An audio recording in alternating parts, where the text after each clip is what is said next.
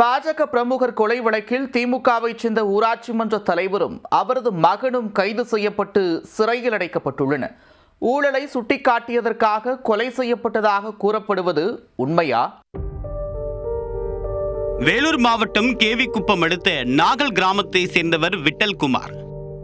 பாஜகவின் ஆன்மீக பிரிவில் மாவட்ட செயலாளராக இவர் இருந்தார். கடந்த 16ஆம் தேதி மாலை சென்னாங்குப்பம் பகுதியில் சாலையோரம் தலை மற்றும் உடல் முழுவதுமாக இரத்த காயங்களுடன் விட்டல்குமார் கொலை செய்யப்பட்டு கிடந்தார். கொலையாளிகளை கண்டுபிடிக்க கோரி விட்டல்குமார் உடல் வைக்கப்பட்டிருந்த வேலூர் அரசு மருத்துவமனை முன்பாக பாஜகவினர் போராட்டத்தில் ஈடுபட்டனர். கொலை சம்பவம் குறித்து கேவிக்குப்பம் போலீசார் வழக்கு பதிவு செய்து தீவிர விசாரணை மேற்கொண்டதில் அரசியல் விவகாரத்தால் விட்டல்குமார் கொலை செய்யப்பட்டது தெரியவந்தது. வேலூர் நாகல் கிராமத்தில் ஊராட்சி மன்ற தலைவராக இருப்பவர் திமுகவை சேர்ந்த பாலா சேட்டு. இவருடைய ஊராட்சி மன்றத்தில் ஊழல்கள் நடைபெறுவதாக சொல்லி உயர் அதிகாரிகளுக்கு விட்டல்குமார் புகார் அனுப்பியிருக்கிறார்.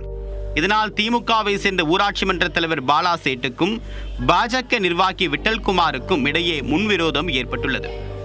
அதைத் தொடர்ந்து கூலிப்படையை ஏவி விட்டல்குமாரை கொலை செய்து விட்டதாக பாலா சேட் மீது போலீசார் வழக்கு பதிவு செய்தனர். மேலும் பாலா சேட் மற்றும் அவருடைய மகன் தரணி இருவரையும் கைது செய்து சிறையில் அடைத்தனர். கொலை செய்த கூலிப்படையினர் தலைமறைவாக இருந்த நிலையில் அவர்களை போலீசார் தனிப்படை அமைத்து தேடி வந்தனர். இந்நிலையில் வேலூர் காட்பாடி ஒருங்கிணைந்த நீதிமன்றத்தில் பாஜக பிரமுகரை கொலை செய்த வழக்கில் கமலஹாசன் மற்றும் சந்தோஷ்குமார் என்ற இருவர் சரணடைந்தனர். நீதிமன்றத்தில் சரணடைந்த இருவரிடமும் நடத்தப்பட்ட விசாரணையில் மேலும் சில தகவல்களும் போலீசாருக்கு தெரிய வந்தன. விட்டல்குமாரை கொலை செய்தால் இருவருக்கும் தொகுப்பு வீடு கட்டித் தருவதாக திமுக ஊராட்சி மன்ற தலைவர் பாலா சேட்டு தெரிவித்திருக்கிறார். வீடு கிடைக்கும் ஆசையில் கமல்ஹாசன் மற்றும் சந்தோஷ்குமார் இருவரும் கொலையாளியாக மாறியதாக வாக்குமூலத்தில் தெரிவித்துள்ளனர். விட்டல்குமாரை கொலை செய்துவிட்டு பாலா சேட்டிடம் தகவல் சொல்லியதாகவும் அவர் 7500 ரூபாய் கொடுத்து தலைமறைவாக இருக்கும்படி சொல்லியதாகவும் அவர்கள் வாக்குமூலம் அளித்துள்ளனர். கமல்ஹாசன், சந்தோஷ் இருவரையும் கைது செய்த போலீசார் அவர்களை வேலூர் மத்திய சிறையில் அடைத்தனர்.